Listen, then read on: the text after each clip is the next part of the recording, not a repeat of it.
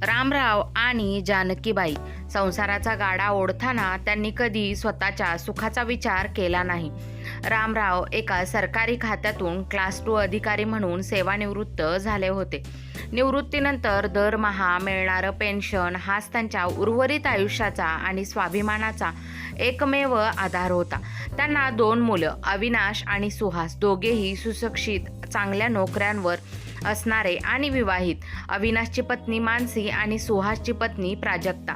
वरकरणी सगळं कसं अगदी गोड आणि सुखी कुटुंबासारखं वाटायचं. पण या घराची खरी शोकांतिका वेगळीच होती. रामरावांना दर महिन्याला 1 तारखेला पेन्शन जमा झाल्याचा मेसेज आला की मुलांच्या आणि सुनांच्या हालचाली अचानक वाढायच्या.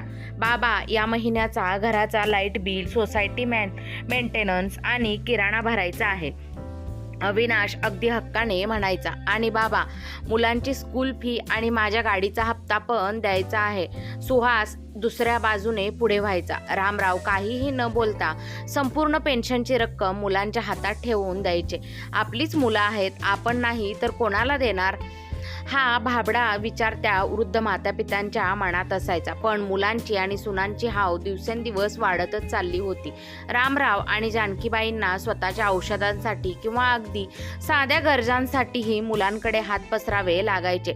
आणि जेव्हा सुनांचे चेहरे खाऊ की गिळू असे व्हायचे. एक दिवस दुपारी जानकीबाई आणि रामराव हॉलमध्ये बसले होते. टीव्हीवर एका सुंदर धार्मिक आणि पर्यटन स्थळाची जाहिरात सुरू होती. ते पाहून जानकीबाईंच्या डोळ्यात एक वेगळी चमक आली. त्या रामरावांना म्हणाल्या, अहो, ऐकलत का, लग्नानंतर आपण कधी नीट एकत्र कुठे फिरलोच नाही. मुलांचे शिक्षण, त्यांची लग्न यातच आयुष्य गेलं. आता तुमचं पेन्शनही येतंय आणि आपल्याला शरीर साथ देत आहे, तोपर्यंत आपणही 4 दिवस कुठेतरी छान फिरून येऊया का? मला 4 धाम यात्रा करण्याची खूप इच्छा आहे. रामरावांनाही तिचं म्हणणं मनापासून पटलं. त्यांनी विचार केला की एवढी वर्ष स्वतः रक्ताचं पाणी करून मुलांना वाढवले. आता स्वतःच्या पेन्शनच्या पैशातून एखादी ट्रीप काढावी तर यात वावगं काय. रात्रीच्या जेवणाची वेळ झाली. सगळं कुटुंब डायनिंग टेबलवर एकत्र जमलं होतं. जेवण चालू असताना रामरावांनी अत्यंत प्रेमाने आणि उत्साहाने आपला विचार बोलून दाखवला. अविनाश, सुहास, आम्ही विचार करत होतो की पुढच्या महिन्यात मी आणि तुमची आई जरा 4 धाम यात्रेला जाऊन येतो. बरीच वर्ष मनात इच्छा आहे. यावेळच्या पेन्शनमधून आम्ही आमच्या तिकिटांचे आणि राहण्याचे पैसे बाजूला ठेवतो. रामरावाचं हे वाक्य ऐकताच डायनिंग टेबलवर अचानक शांतता पसरली. अविनाश आणि सुहासने एकमेकांकडे पाहिले. सुनांच्या हातातील चमचे ताटावर वाजले. मोठी सून मानसी तोंड वाकडं करत म्हणाली, बाबा, काय सांगताय काय? या वयात कशाला हवी आहे तुम्हाला यात्रा? आणि खर्चाचं काय? पुढच्या महिन्यात आम्ही दोघे महाबळेश्वरला जाण्याचा प्लॅन करतोय. त्यात मुलांचे ॲडमिशन पण आहेत. तुमचे पेन्शनचे पैसे तिथे लागणार आहेत. तेवढ्यात धाकटी सून प्राजक्ताने पुढे होऊन आणखी टोकदार शब्द फेकले.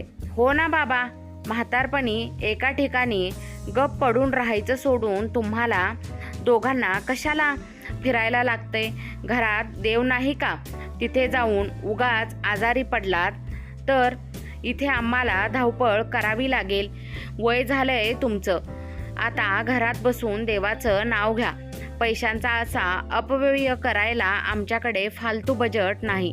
मुलांनी, अविनाश आणि सुहासने आपल्या बायकांची ही उद्धट भाषा थांबवण्याऐवजी त्यांच्याच सुरात सूर मिसळला.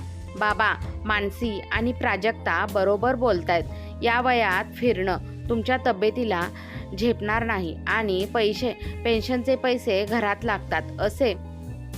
ते असे फिरण्यात उडवायचे नसतात.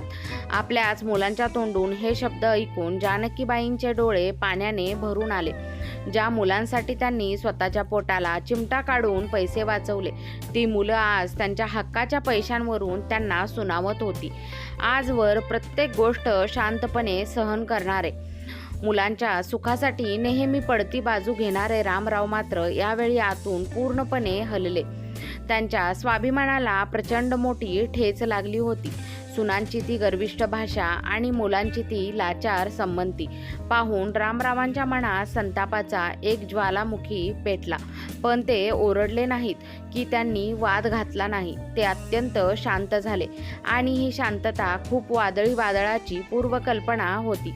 रामरावांनी जेवणाचे ताट बाजूला सरकवले, पाण्याचा घोट घेतला आणि शांत आवाजात म्हणाले, ठीक आहे, तुम्हाला आमचं फिरणं मंजूर नाही ना, मग आम्ही नाही जाणार. मुलांना आणि सुनांना वाटलं की नेहमीप्रमाणे आज वयोवृद्ध आई वडील त्यांच्या शब्दापुढे नमले. ते आपापल्या खोलीत निघून गेले. पण रामरावांच्या डोक्यात आता एक असा विचार चक्रव्यूहासारखा फिरत होता, ज्याची कल्पनाही या नराधम मुलांना नव्हती. रामरावांनी जानकीबाईंचा हात हातात घेतला आणि हळूच म्हणाले, जानकी, खूप सोसलं आपण, पण आता पाणी डोक्यावरून गेले. यांना वाटतंय ना की आपण यांच्या जीवावर जगतोय. आता मी असा निर्णय घेणार आहे की यांच्या पायाखालची जमीनच सरकेल. रामरावांनी त्याच रात्री एका वकिलाला फोन लावला आणि एका मोठ्या प्लॅनची सुरुवात केली. त्या रात्री रामराव आणि जानकीबाईंच्या डोळ्याला डोळा लागला नाही. ज्या मुलांनी कधी काळी त्यांच्या बोटाला धरून चालायला शिकले होते, तीच मुलं आज त्यांना हक्काच्या पैशासाठी एका जागी गप पडून राहा असं सुनावत होती. रामरावांच्या मनात संताप आणि दुःख या दोन्ही भावनांचा कल्लोळ उठला होता. पण त्यांनी स्वतःला सावरलं. सकाळी उठल्यावर त्यांच्या चेहऱ्यावर एक वेगळाच निर्धार होता. नेहमीप्रमाणे एक तारीख उजाडली. रामरावांच्या मोबाईलवर बँक खात्यात पेन्शन जमा झाल्याचा मेसेज टिंग असा वाजला. नेहमीप्रमाणे टेबलवर चहा पिताना अविनाश आणि सुहासने एकमेकांकडे पाहत खुणावले. अविनाशने चहाचा कप खाली ठेवला आणि म्हणाला, बाबा, आज 1 तारीख आहे. ते लाईट बिल आणि किराणा आणायचा आहे. जरा पेन्शनचे पैसे काढून आणता का, की मी ATM मधून काढून घेऊ? कार्ड तुमच्या कपाटातच आहे ना? रामरावांनी शांतपणे चहाचा घोट घेतला, चष्मा नीट केला आणि मुलांकडे पाहत अत्यंत संत आवाजात म्हणाले, नाही अविनाश, यावेळेस ATM कार्ड कपाटात नाही, ते माझ्या खिशात आहे आणि यापुढे पेन्शनचा 1ही रुपया या घरातल्या कोणालाही मिळणार नाही. रामरावांचे हे शब्द ऐकताच तिथे उपस्थित असलेल्या मानसी आणि प्राजक्ताला हातातील काम तिथेच थांबली. सुहासने आश्चर्याने विचारले, म्हणजे बाबा, हे काय नवीन? मग घराचा खर्च, मुलांची फी, आमच्या गाड्यांचे हप्ते कसे भरायचे ते तुम्ही तुमचं बघून घ्या. रामराव तितक्याच शांततेत म्हणाले, तुम्ही दोघेही चांगल्या पगाराच्या नोकऱ्या करता. स्वतःची घरं, गाड्या तुम्ही तुमच्या हिमतीवर सांभाळू शकता. आजवर मी केवळ प्रेमापोटी माझी पेन्शन तुम्हाला देत होतो, पण माझी ही चूक होती. आता मला आणि तुमच्या आईला आमच्या भविष्याची तरतूद करावी लागेल. प्राजक्ताने नेहमीप्रमाणे फणफणत पुढे येत म्हटले, बाबा, हे काय तुमचे म्हातारपणीचे नखरे? 2 दिवसापूर्वी आम्ही तुम्हाला फिरायला नाही म्हणालो म्हणून तुम्ही असा सूड उगवताय का? घराचा खर्च चालवणं काय सोपं काम आहे का? रामरावांनी तिच्याकडे एक तीक्ष्ण कटाक्ष टाकला. त्या नजरेत एवढी धग होती की प्राजक्ता जागच्या जागी गप्प झाली.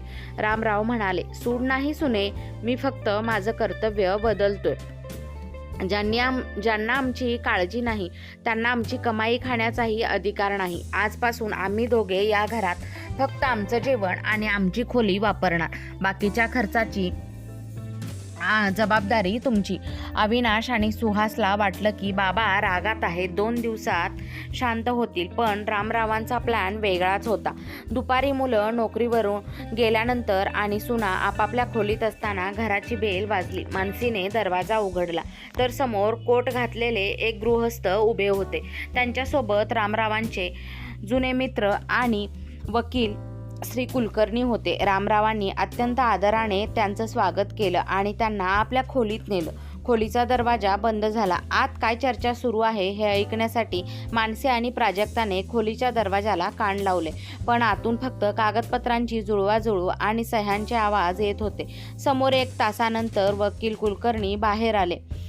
त्यांच्या चेहऱ्यावर एक समाधानी हसू होतं. रामराव त्यांना सोडवायला दारापर्यंत आले. कुलकर्णी जाता जाता म्हणाले, रामराव, तुमचा निर्णय अतिशय धाडसी आहे, पण आजच्या काळात अशा स्वाभिमानी पावलाची गरज आहे.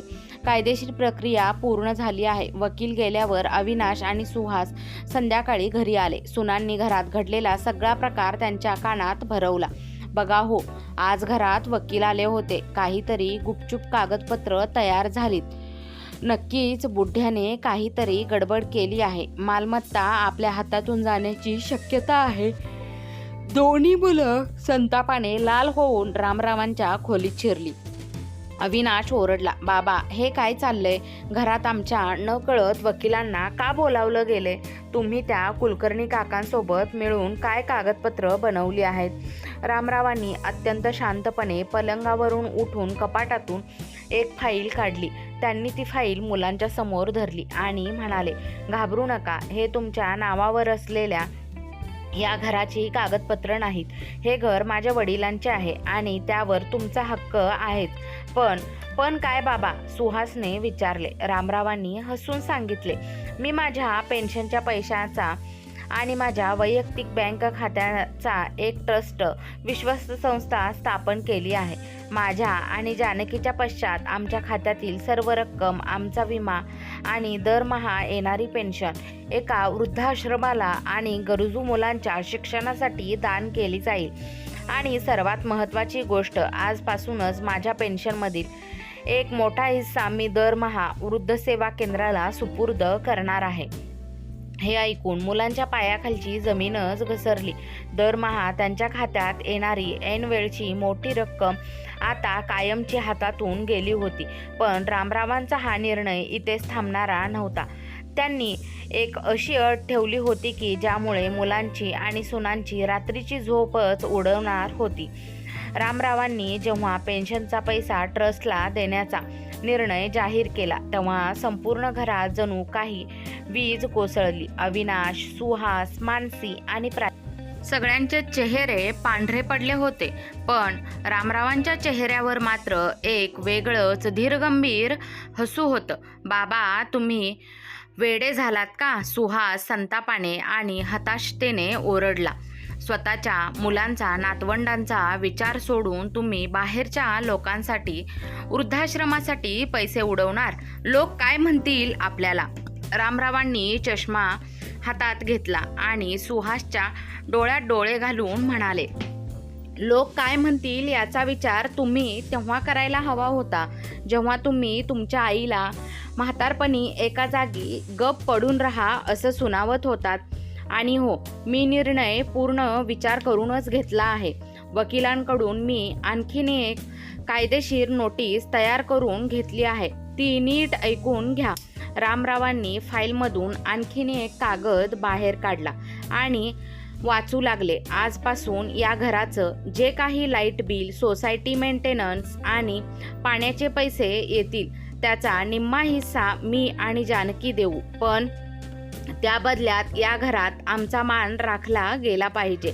जर मला किंवा जानकीला असं जाणवलं की आमच्याशी वाईट वर्तन होतंय किंवा आम्हाला मानसिक त्रास दिला जातोय तर आम्ही लगेच हे घर सोडून गव्हर्नमेंटच्या सिनियर सिटीजन होममध्ये, वृद्धाश्रमात राहायला जाऊ. आणि ज्या दिवशी आम्ही हे घर सोडू त्या दिवशी या घराचा जो हिस्सा माझ्या नावावर आहे तो हिस्सा सुद्धा थेट त्या ट्रस्टला भाडेतत्वावर दिला जाईल. काय? मोठी सून मानसी किंचाळली. म्हणजे तुम्ही आमच्याच घरात बाहेरच्या लोकांना आणून ठेवणार? कायदा मला माझ्या हिश्शाचा वापर करण्याचा पूर्ण अधिकार देतो. सुने, रामरावांनी अतिशय कडक आवाजात उत्तर दिले. आता निर्णय तुमचा आहे. आम्हाला शांततेत जगू द्यायचं की आमचा अपमान करून स्वतःचं नुकसान करून घ्यायचं? रामरावांच्या या कायदेशीर खेळीमुळे मुलांचे आणि सुनांचे हातपाय पार बांधले गेले. ते रागाने फणफणत आपापल्या खोलीत निघून गेले. काही दिवस गेले. आता घरातलं वातावरण पार बदलून गेलं होतं. पूर्वी एक तारीख आली की सुना रामराव आणि जानकीबाईंच्या पुढे पुढे करायच्या. चहाच्या कपापासून जेवणाच्या ताटापर्यंत सगळं कसं वेळेवर मिळायचं. पण आता पेन्शन मिळणं बंद झाल्यामुळे सुनांनी आपला रंग दाखवायला सुरुवात केली. एक दिवस सकाळी जानकीबाईंना उठायला थोडा उशीर झाला. त्या स्वयंपाकघरात गेल्या तर मानसी आणि प्राजक्ता आपापला चहा पिऊन कट्टा स्वच्छ करत होत्या. जानकीबाई म्हणाल्या, मानसी, जरा चहाचा टोप देतेस का ग? रामरावांना चहा करून द्यायचा होता. मानसीने तोंड फिरवून म्हटलं, बघा सासूबाई, आता घरात प्रत्येकाचं बजेट वेगवेगळं आहे. दूध आणि साखर मोजून आणली जाते. तुमचं दूध तुम्ही वेगळं आणून ठेवत जा आणि स्वतःचा चहा स्वतःच करत जा. आमच्याकडे आता एवढा फालतू खर्च करायला पैसे उरलेले नाहीत. जानकीबाईंच्या डोळ्यात पाणी आलं. त्या शांतपणे मागे फिरल्या आणि रामरावांना हा प्रकार सांगितला. रामरावांनी काहीही न बोलता घराबाहेर पाऊल टाकलं आणि अर्ध्या तासात चहाची पत्ती, साखर आणि दुधाची पिशवी घेऊन आले. त्यांनी स्वतः गॅसवर चहा ठेवला आणि जानकीबाईंना गरम चहाचा कप दिला. जानकी, खचून जाऊ नकोस, हे तर फक्त सुरुवात आहे. पैशाची चणचण काय असते हे आता त्यांना समजेल. आजवर माझ्या पेन्शनवर ऐश करत होते ना, आता स्वतःच्या खिशातून जेव्हा सगळा खर्च निघेल तेव्हा यांची खरी लायकी त्यांना समजेल. रामराव धीर देत म्हणाले आणि रामरावांचं बोलणं अगदी खरं ठरत होतं. महिना संपत आला तशी मुलांची आर्थिक गणित कोलमडू लागली. अविनाशच्या गाडीचा हप्ता थकला होता कारण त्याने महिन्याचा किराणा भरला होता. सुहासच्या मुलांची स्कूल फी वेळेवर न भरल्यामुळे शाळेतून नोटीस आली होती. सुनांचे ब्युटी पार्लरचे आणि शॉपिंगचे चक्र पूर्णपणे थांबले होते. एक दिवस रात्री मानसी आणि प्राजक्ता हॉलमध्ये आपापल्या नवऱ्यांवर ओरडत होत्या. काय हो हे, तुमच्या बाबांनी पैसे काय बंद केले? आपापल्यावर तर भिकेची वेळ आली आहे. माझे क्रेडिट कार्डचे बिल थकलेत. घराचा खर्च चालवता चालवता नाकी नऊ येते. नाहीत काहीतरी करा आणि बाबांकडून ते ATM कार्ड परत मिळवा. अविनाश आणि सुहास हताश झाले होते. त्यांना समजलं होतं की सरळ बोटाने तूप निघणार नाही. त्यांनी विचार केला की बाबांना आता भावनिक इमोशनल ब्लॅकमेल करावं लागेल. जर आपण त्यांची माफी मागितली आणि खोटं नाटक केलं तर कदाचित ते पेन्शनचे पैसे पुन्हा आपल्याला हातात देतील. दुसऱ्या दिवशी रविवारी सकाळी दोघंही मुलं आणि सुना अत्यंत नम्र चेहरे करून रामरावांच्या खोलीबाहेर येऊन उभे राहिले. अविनाशने हळूच दरवाजा ठोठावला. मुलांनी रामरावांना जाळ्यात ओढण्यासाठी कोणता नवीन सापळा रचला होता? रामराव त्यांच्या या खोट्या नाटकात अडकणार का? रविवारची ती सकाळ शांत होती, पण रामरावांच्या खोलीबाहेर मात्र एक वेगळंच नाट्य घडणार होतं. अविनाशने हळूच दरवाजा ठोठावला. रामरावांनी वर्तमानपत्र बाजूला ठेवले आणि समोर पाहिले. दोघंही मुलं आणि सुना अतिशय गरीब, लाचार चेहरे करून खोलीत आले होते.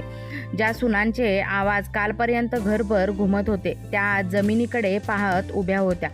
बाबा, अविनाशने अगदी मधाळ आणि रडवेला आवाज काढत सुरुवात केली.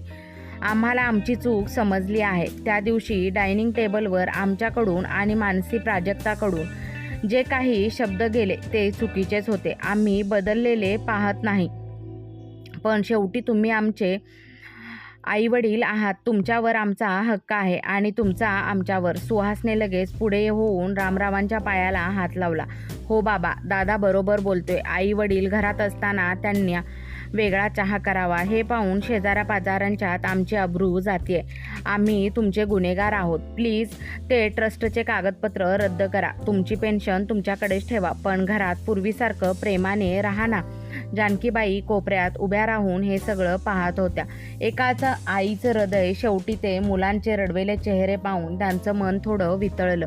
त्या रामरावांकडे पाहत हळूच म्हणाल्या, अहो, मुलं चुकत असतात, पण आता त्यांना पश्चाताप होतोय ना, बघा विचार करून. सुनांनी हे ऐकलं आणि त्यांच्या मनात आनंदाच्या उकळ्या फुटू लागल्या. त्यांना वाटलं की सासूबाई जाळ्यात अडकल्या. आता सासऱ्यांना नमवायला वेळ लागणार नाही. प्राजक्ताने लगेच डोळ्यात खोटे अश्रू आणून म्हटले, हो आई, आम्हाला माफ करा. आम्ही आजच तुमच्या 4 धाम यात्रेचं बुकिंग करतो. तुम्ही नक्की जा. रामराव मात्र शांतपणे खुर्चीवर बसून होते. त्यांच्या चेहऱ्यावर कोणतीही भावना नव्हती. त्यांनी मुलांचे आणि सुन्यांचे चेहरे अत्यंत बारकाईने निहाळले. त्यांच्या चाणाक्ष नजरेला हे समजायला वेळ लागला नाही की हा पश्चाताप मनातून आलेला नसून रिकाम्या होत चाललेल्या खिशांमुळे आलेला आहे. गाड्यांचे थकलेले हप्ते, मुलांची फी आणि बिघडलेले बजेट सुधारायला हे माफीचं नाटक रचलं गेलं होतं. रामराव हळूच हसले. ते उभे राहिले आणि मुलांच्या खांद्यावर हात ठेवून म्हणाले, अविनाश, सुहास, तुमची ही बुद्धी पाहून मला खरंच खूप आनंद झाला. आई वडिलांची किंमत तुम्हाला समजली हे बघून माझं मन भरून आलं. मुलांच्या आणि सुनांच्या चेहऱ्यावर एकदम चमक आली. त्यांना वाटलं की गेम फत्ते झाला. आता पेन्शनचे पैसे पुन्हा आपल्या खिशात येणार. पण रामरावांनी पुढच्या क्षणी असा गुगली टाकला ज्याची त्यांनी स्वप्नातही कल्पना केली नव्हती. रामराव म्हणाले, तुम्ही म्हणताय ना की तुम्हाला पश्चाताप झालाय आणि तुम्हाला आमची काळजी आहे. खूप छान. मग आपण असं करूया, मी वकिलांकडून केलेले ट्रस्टचे कागदपत्र तर आता रद्द करू शकत नाही, कारण त्यावर कायदेशीर शिक्कामोर्तब झालाय. माझी पेन्शन आता थेट सोशल सर्व्हिसलाच जाणार. पण तुमच्या या खऱ्या प्रेमाची परीक्षा घेण्यासाठी आणि माझी चूक सुधारण्यासाठी मी माझ्या बँक खात्यातील उरलेले 10 लाख रुपये तुमच्या नावावर करायला तयार आहे. 10 लाख रुपये? मानसी आणि प्राजक्ताच्या डोळ्यात पैशांची चमक स्पष्ट दिसली. दोघींनी उत्साहाने एकमेकांकडे पाहिले. पण माझी एक छोटीशी अट आहे, रामराव पुढे म्हणाले. तुम्ही दोघे दरमहा मला आणि तुमच्या आईला तुमच्या पगारातून प्रत्येकी 10,000 रुपये पॉकेट मनी आणि आमच्या औषधांसाठी म्हणून देणार. हा नियम पुढचे 6 महिने पाळायचा. ज्या दिवशी 6 महिने पूर्ण होतील त्या दिवशी मी ते 10 लाख रुपये तुमच्या दोघांमध्ये सारखे वाटून देईल. शेवटी मुलांचं आमच्यावर किती प्रेम आहे ते जगालाही समजायला हवं ना. रामरावांची ही अट ऐकून मुलांच्या आणि सुनांचे चेहरे एकदम काळे ठिकरी पडले. कुठे ते रामरावांच्या पेन्शनवर डोळा ठेवून आले होते आणि इथे उलट स्वतःच्या खिशातील 20,000 रुपये दरमहा बुड्ढ्याच्या हातात ठेवावे लागणार होते. पण बाबा, आमच्यावर आधीच कर्जाचा बोजा आहे. आम्ही महिन्याला 20,000 रुपये कुठून देणार? सुहासने आपली खरी अडचण बोलून दाखवली. रामराव हसले आणि म्हणाले, अरे सुहास, जर माझ्या 10 लाखांवर तुमचा डोळा आहे तर त्यासाठी एवढी छोटीशी गुंतवणूक करायला काय हरकत आहे? आणि तुम्हीच म्हणालात ना की पैशापेक्षा तुमचं आमच्यावर जास्त प्रेम आहे. मग विचार काय करताय? उद्यापासूनच पहिली इन्व्हॉल्वमेंट माझ्या हातात द्या, म्हणजे मला तुमच्या पश्चातापावर विश्वास बसेल. मुलांकडे आणि सुनांकडे आता बोलण्यासारखं काहीच उरलं नव्हतं. त्यांचं खोटं नाटक रामरावांनी त्यांच्याच अंगावर उलटवलं होतं. मानसी आणि प्राजक्ता रागाने पाय आपटत खोलीबाहेर निघून गेल्या. पाठोपाठ अविनाश आणि सुहासही मान खाली घालून बाहेर पडले. संध्याकाळी घरात पुन्हा भांडी वाजायला सुरुवात झाली. सुनांनी नवऱ्यांचा जिना हराम केला होता. बघा, तुमच्या बापाने आपल्याला कसं अडकवलंय.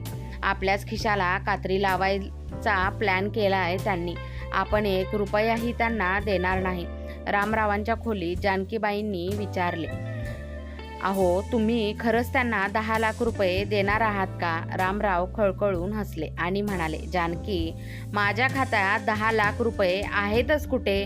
माझ्याकडे फक्त माझी पेन्शन आहे, जी मी आधीच योग्य ठिकाणी वळवली आहे. मी फक्त त्यांच्या खोट्या प्रेमाचा बुरखा फाडण्यासाठी हे खोटं आमिष दाखवलं होतं. आणि बघितलंच ना, पैसे द्यायचं नाव काढताच कसं पळून गेले सगळे. आता खरी मजा पुढे आहे. हे लोक आता आपल्याशी सरळ मार्गाने वागणार नाहीत. ते काहीतरी नवीन कट रचतीलच. पण मीही पूर्ण तयारीत आहे. रामरावांचा हा अंदाज 100% खरा ठरणारा होता. पैशांच्या हव्यासापोटी आंधळ्या झालेल्या सुना आणि मुलांनी आता रामराव आणि जानकीबाईंना घरातून हाकलून देण्यासाठी एक भयंकर कट रचायला सुरुवात केली होती. रामरावांनी टाकलेल्या 10 लाखांच्या गुगलीमुळे मुलांचा आणि सुनांचा डाव पार उलटला होता. स्वतःच्या खिशातील पैसे देण्याची वेळ आल्यामुळे त्यांच्यातील उरली सुरली माणुसकीही संपली होती.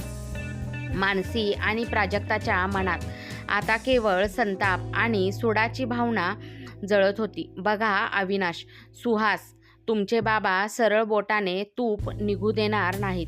एक रात्री प्राजक्ता हॉलमध्ये कुजबुजत्या आवाजात म्हणाली, पेन्शन तर त्यांनी त्या ट्रस्टला लावून दिली. आता घरात राहिले तर उलट आपल्यालाच कायद्याचा धाक दाखवतायत. तर जर हे दोघे या घरातून कायमचे निघून गेले तर हे अख्खं घर आपलंच होईल. आपण हे घर विकून किंवा भाड्याने देऊन नवीन फ्लॅट घेऊ शकतो. पण त्यांना घरातून काढणार कसं? सुहासने विचारलं. बाबांनी आधीच लिहून ठेवलं की आपण त्रास दिला तर ते पोलिसात किंवा कोर्टात जातील. तेव्हा मोठी सून मानसीने अत्यंत कुटील हसत आपला प्लॅन सांगितला. आम्ही त्यांना शारीरिक किंवा मानसिक त्रास देणारच नाही. आम्ही असा कायदेशीर आणि सामाजिक सापळा रचू की त्यांना स्वतःहून हे घर सोडून जावं लागेल. आपण सोसायटीमध्ये आणि नातेवाईकांमध्ये अशी अफवा पसरवू की म्हातारीपणी बाबांचे मानसिक संतुलन बिघडले आहे आणि ते घरातल्या सुनांना मुलांना मारझोड करतात, जीवे मारण्याची धमकी देतात. आम्ही दोघी पोलीस स्टेशनमध्ये जाऊन त्यांच्या नावावर घरगुती छळ आणि सुरक्षेचा धोका अशी खोटी तक्रार दाखल करू. पोलिसांची नोटीस आली की अब्रूच्या भीतीने बुड्ढा स्वतःच आईला घेऊन वृद्धाश्रमात पळून जाईल. अविनाश आणि सुहास क्षणभर विचारात पडले. स्वतःच्या जन्मदात्या बापावर वेडेपणाचा आणि छळाचा आळा आणताना त्यांच्या हाताला कंप सुटला नाही. पैशाच्या आणि संपत्तीच्या हव्यासाने त्यांच्या बुद्धीवर पूर्ण पडदा टाकला होता. त्यांनी बायकांच्याच या भयंकर बेताला संमती दिली. दुसऱ्याच दिवसापासून घरात नाटकाचा दुसरा अंक सुरू झाला. मानसी आणि प्राजक्ताने सोसायटीच्या इतर महिलांशी बोलताना हळूच विषय काढायला सुरुवात केली. काय सांगावं काकू, हल्ली बाबांचं वय झाले ना, डोक्यावर परिणाम झालाय त्यांच्या. रात्री अपरात्री उठून ओरडतात, आम्हाला मारून टाकण्याच्या धमक्या देतात. आम्ही तर जीवाच्या भीतीने खोली बंद करून झोपतो. शेजाऱ्यांनीही या खोट्या गोष्टींवर विश्वास ठेवायला सुरुवात केली. पण रामराव काही सामान्य गृहस्थ नव्हते. सरकारी खात्यात काम करताना त्यांनी अनेक भ्रष्ट आणि लबाड लोक जवळून पाहिली होती. सुनांच्या आणि मुलांच्या वागण्यात अचानक झालेला बदल, शेजाऱ्यांच्या नजरा आणि त्यांची कुजबूज रामरावांच्या चाणाक्ष नजरेतून सुटली नव्हती. त्यांना समजलं होतं की वादळापूर्वीची ही शांतता आहे. एक दिवस दुपारी जेव्हा मुलं ऑफिसला गेली होती, मानसी आणि प्राजक्ता पोलीस स्टेशनला जाण्याच्या तयारीत होत्या. त्यांनी वकिलांकडून एक खोटी तक्रार अर्ज तयार करून घेतला होता. त्या घरातून निघणार तेवढ्यात अचानक घराच्या दारावरची बेल वाजली. प्राजक्ताने फणफणत दरवाजा उघडला. तिला वाटलं कोणीतरी सेल्समन असेल, पण समोरचं दृश्य पाहून तिचे डोळे पांढरे झाले. समोर 2 पोलीस अधिकारी, एक महिला पोलीस कॉन्स्टेबल आणि त्यांच्या मागे रामरावांचे वकील श्री कुलकर्णी उभे होते. पोलिसांना पाहून मानसी ही पळत दारात आली. जी, तुम्ही इथे काय करता? काय काम आहे? मानसीने भीत विचारले. पोलीस इन्स्पेक्टर गंभीर आवाजात म्हणाले, आम्ही इथे श्री रामराव यांच्या सुरक्षेसाठी आणि चौकशीसाठी आलो आहोत. त्यांनी दिलेल्या पुराव्यावरून आम्हाला कळलंय की या घरात ज्येष्ठ नागरिकांचा छळ आणि त्यांच्याविरुद्ध कट रचला जात आहे. पुराव्यांवरून कसले पुरावे? प्राजक्ता तोतरत म्हणाली. उलट तेच आम्हाला त्रास देतात. आम्हीच त्यांच्याविरुद्ध तक्रार करायला निघालो होतो.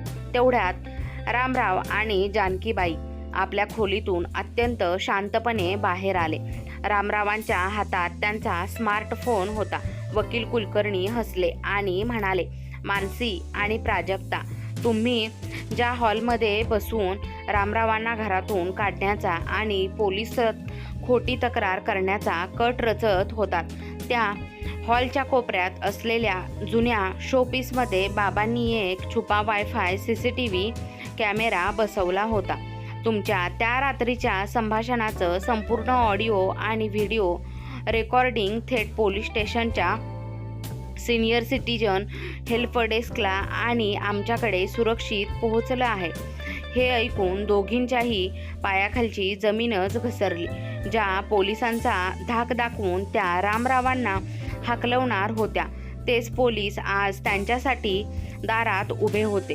पोलीस इन्स्पेक्टरने कडक आवाजात सांगितले, खोट्या तक्रारी करून ज्येष्ठ नागरिकांना मानसिक त्रास देणे हा गंभीर गुन्हा आहे. आम्ही आता तुमच्या दोन्ही पतींना, अविनाश आणि सुहासलाही पोलीस स्टेशनमध्ये बोलावून घेतलं आहे.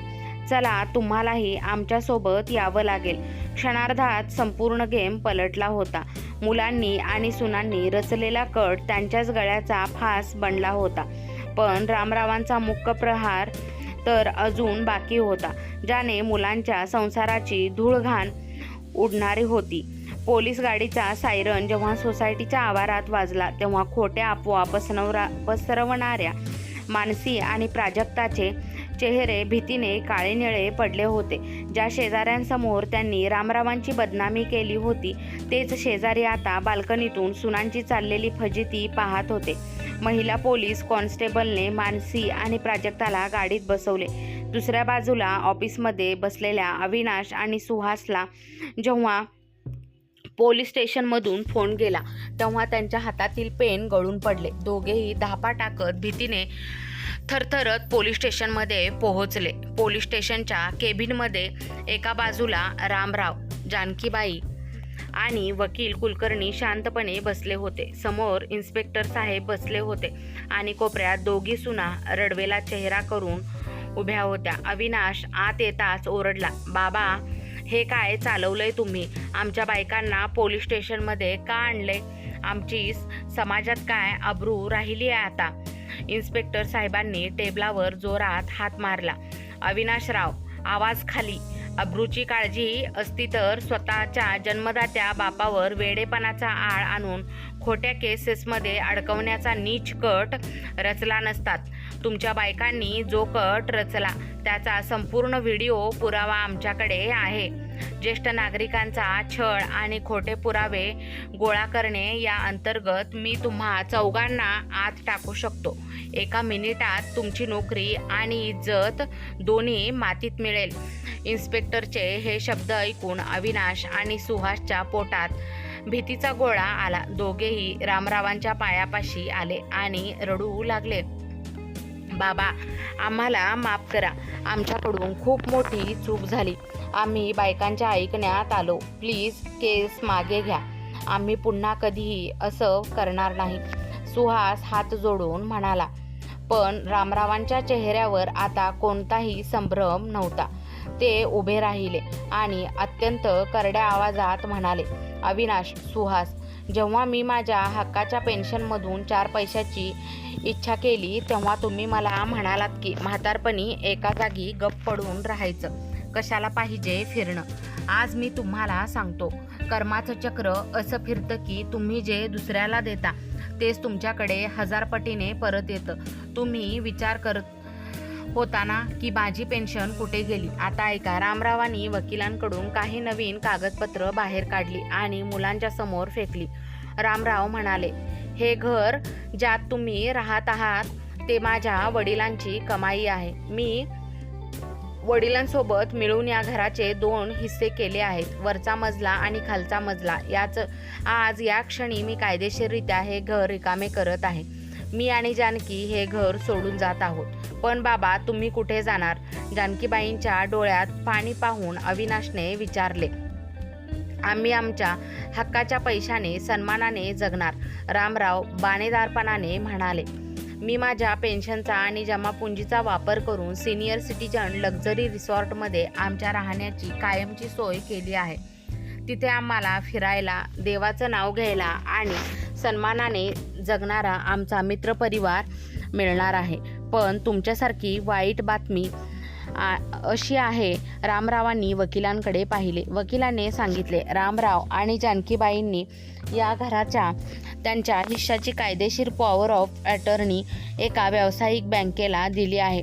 बँकेने या घराचा हिस्सा भाड्याने देण्याचे ठरवले आहे आणि तिथून येणारे भाडे थेट रामरावांच्या खात्यात जमा होणार आहे. मुलांनो, जर तुम्हाला या घरात राहायचे असेल तर पुढील महिन्यापासून बँकेने ठरवलेले 25,000 रुपये भाडे दरमहा तुम्हाला भरावे लागेल. जर भाडे दिले नाही तर बँक तुम्हाला कायदेशीर नोटीस पाठवून घरातून हाकलून देईल. हे ऐकून मुलांचे आणि सुनांचे डोळे पांढरे झाले. ज्या पेन्शनच्या पैशावर ते डल्ला मारत होते ती पेन्शन तर गेलीच, उलट आता स्वतःच्या खिशातून दरमहा 25,000 रुपये भाडं भरण्याची वेळ त्यांच्यावर आली होती. प्राजक्ता आणि मानसीने रडत रडत जानकीबाईंचे पाय धरले. आई, प्लीज बाबांना सांगा, आमचे संसार देशोधडीला लागतील. आम्ही भाडं कुठून भरणार? आमचं बजेट आधीच संपले. पण आजवर शांत राहणाऱ्या जानकीबाईंनी यावेळी आपला पाय मागे घेतला. त्या करारी आवाजात म्हणाल्या, म्हातारपणी एका ठिकाणी गप्प पडून राहायचं असतं ना सुने. मग आता तरुणपणात कष्ट करायला शिका. माझ्या नवऱ्याच्या कष्टाची कमाई खायची सवय झाली होती ना तुम्हाला. आता स्वतःच्या घामाच्या पैशाने घर कसं चालवायचं हे अनुभवा. जोपर्यंत पैशाची किंमत आणि आईवडिलांचा मान समजत नाही तोपर्यंत कर्माचे हे फळ तुम्हाला भोगावेच लागेल. रामरावांनी पोलिसांना सांगितले, इन्स्पेक्टर साहेब, मी यांच्यावर कोणतीही फौजदारी केस करत नाहीये, कारण मला कोर्ट कचेऱ्यांमध्ये आमचा वेळ वाया घालवायचा नाहीये. यांच्या कर्माची शिक्षा यांना मिळाली आहे. फक्त यांची एक कडक तंबी देऊन डायरी एंट्री करून ठेवा. पोलीस स्टेशनमधून बाहेर पडताना रामरावांच्या आणि जानकीबाईंच्या चेहऱ्यावर एक अभूतपूर्व समाधान होते. त्यांनी मुलांकडे एक शेवटचा नजरपात टाकला आणि ते बाहेर उभ्या असलेल्या टॅक्सीमध्ये बसले. पण कथेचा अंतिम गोड शेवट आणि मुलासुनांचा पूर्ण पश्चाताप अजून बाकी होता. रामराव आणि जानकीबाईंनी घर सोडलेल्याला 6 महिने उलटून गेले होते. ते दोघेही सिनियर सिटीजन लक्झरी रिसॉर्टमध्ये अतिशय आनंदाने फिरत आणि सन्मानाने आपले आयुष्य जगत होते. त्यांची ही सुखद जीवनशैली पाहून तिथले इतर लोकही त्यांचा आदर करायचे. दुसऱ्या बाजूला मुलांच्या घरात मात्र जणू नरक निर्माण झाला होता. दरमहा बँकेला 25,000 रुपये भाडे भरताना अविनाश आणि सुहासच्या नाकी नऊ येत होते. घरात पैशाची एवढी चणचण निर्माण झाली की रोजच्या रोज लागणाऱ्या साध्या वस्तूंसाठीही सुनांना विचार करावा लागत होता. पैशाची चणचण वाढली तशी मानसी आणि प्राजक्तामधील मैत्री संपली आणि त्यांच्यात रोज कडाक्याची भांडणे होऊ लागली. तुझ्यामुळे आज ही वेळ आली आहे, मानसी प्राजक्तावर ओरडायची. नाही, तुमच्या त्या महाबळेश्वरच्या प्लॅनमुळे बाबा चिडले, प्राजक्ता उलटून बोलायची. अविनाश आणि सुहासी बायकांच्या कटकटीला आणि ओव्हरटाईमला कामाला कंटाळून गेले होते. ज्या आईवडिलांना त्यांनी बोज समजलं होतं तेच आईवडील प्रत्यक्षात या घराचा मुख्य आधारस्तंभ होते याची जाणीव आता त्यांना झाली होती. एक दिवस मुलांच्या शाळेतील एका कार्यक्रमात अविनाशला त्याच्या मित्राने विचारले, अरे अविनाश, तुझे आई बाबा तर एखाद्या मोठ्या रिसॉर्टमध्ये राहतात, नवनवीन ठिकाणी फिरतात, किती नशीबवान आहेत ते, आणि तू किती भाग्यवान आहेस की त्यांना या वयात एवढं सुखात ठेवलंयस. मित्रांचे ते शब्द ऐकून अविनाशच्या काळजात सुरी खुपसल्यासारखं झालं. त्याला तीव्र पश्चाताप झाला की समाजाला वाटतंय की आम्ही त्यांना सुखात ठेवलंय, पण प्रत्यक्षात आमच्या चुकीमुळे आम्ही आमच्या हक्काच्या छत्राला पारखे झालो आहोत. त्याच रात्री अविनाश आणि सुहासने एक मोठा निर्णय घेतला. त्यांनी बायकांना स्पष्ट शब्दात बजावले, जर संसार टिकवायचा असेल तर उद्याच बाबांकडे चलून नाक घासून माफी मागायची, नाहीतर आम्ही हे घर सोडून देऊ. सुनांनाही आता स्वतःची लायकी समजली होती. अहंकार पूर्णपणे गळून पडला होता. दुसऱ्या दिवशी चौघेही जण रामरावांच्या रिसॉर्टवर पोहोचले. रामराव आणि जानकीबाई बागेत चहा पीत बसले होते. मुलांना पाहता जानकीबाईंच्या डोळ्यात पाणी आले, पण रामराव शांत राहिले. अविनाश, सुहास, मानसी आणि प्राजक्ता चारही जणांनी रामराव आणि जानकीबाईंच्या पायावर डोके ठेवले आणि ओक्साबोक्शी रडू लागले. बाबा, आई, आम्हाला क्षमा करा. पैशांच्या घमेंडीत आम्ही आंधळे झालो होतो. आयत्या पिट्यावर रेघोट्या मारताना आम्हाला कष्टाची किंमत कळाली नाही. गेल्या 6 महिन्यात आम्हाला आमच्या कर्माची पूर्ण शिक्षा मिळाली आहे. प्लीज घरी चला. आता तुम्ही म्हणाल तसंच होईल. तुमची पेन्शन, तुमचं घर सगळं तुमचंच असेल. आम्हाला फक्त आई वडिलांची सावली हवी आहे, अविनाश रडत रडत म्हणाला. सुनांनीही हात जोडून जानकीबाईंची माफी मागितली. आई, आम्हाला घरातील कामं आणि बजेट सांभाळताना समजलं की तुम्ही किती सोसलं आहे. आम्हाला सुधारायची एक संधी द्या. मुलांचा हा प्रामाणिकपणा, पश्चाताप पाहून जानकीबाईंनी रामरावांकडे पाहिले. रामरावांच्या चेहऱ्यावरचा कडकपणा आता मावळला होता. त्यांना जे साध्य करायचे होते, मुलांना कर्माची आणि नात्यांची किंमत पटवून देणे, ते पूर्ण झाले होते. रामराव उभे राहिले. त्यांनी मुलांना उठवले आणि म्हणाले, अविनाश, सुहास, मला तुमच्या पेन्शनच्या पैशाची कधीच हाव नव्हती. मला फक्त माझा आणि तुमच्या आईचा स्वाभिमान हवा होता. तुम्ही आम्हाला मान दिला तर आम्ही आमचं सर्वस्व तुमच्यावर ओवाळून टाकू, पण जर पाठीत खंजीर खुपसला तर कायदे आणि जगणं आम्हालाही माहिती आहे. रामरावांनी वकिलांना फोन करून बँकेची पॉवर ऑफ अटर्नी रद्द करण्याची प्रक्रिया सुरू केली. त्यांनी मुलांना सांगितले, आम्ही घरी नक्की येऊ, पण माझी पेन्शन आता त्या ट्रस्टला जाईल, कारण मी ती समाजकार्यासाठी दिली आहे. घरातला खर्च तुम्ही तुमच्या हिमतीवर करायचा आणि हो, वर्षातून एकदा आम्हाला चारधाम यात्रेला पाठवण्याची जबाबदारी आता तुमची. हो बाबा, मंजूर, 100 वेळा मंजूर, दोघंही मुलं आणि सुना आनंदाने म्हणाल्या. अशा प्रकारे रामरावांच्या एका कडक आणि स्वाभिमानी निर्णयामुळे मुलासुनांच्या डोळ्यात अंजन पडले. कर्माचे फळ त्यांना वेळेत मिळाले आणि एका सुखी सुसंस्कृत कुटुंबाची पूर्वरचना झाली. मित्र आणि मैत्रिणींनो, तुम्हाला आजची कथा आवडली असल्यास चॅनलला लाईक, शेअर, सबस्क्राईब नक्की करा. कथा पूर्ण ऐकल्याबद्दल, वाचल्याबद्दल तुम्हा सर्वांचे मनपूर्वक धन्यवाद. जर कोणी चॅनलवर नवीन आला असेल तर अशाच नवनवीन कथा ऐकण्यासाठी, वाचण्यासाठी बेल नोटिफिकेशन नक्की दाबा, कारण येणारी प्रत्येक कथा सर्वात आधी तुम्हालाच ऐकायला आणि वाचायला मिळेल. भेटू पुन्हा एकदा अशाच नवीन कथेसोबत. तोपर्यंत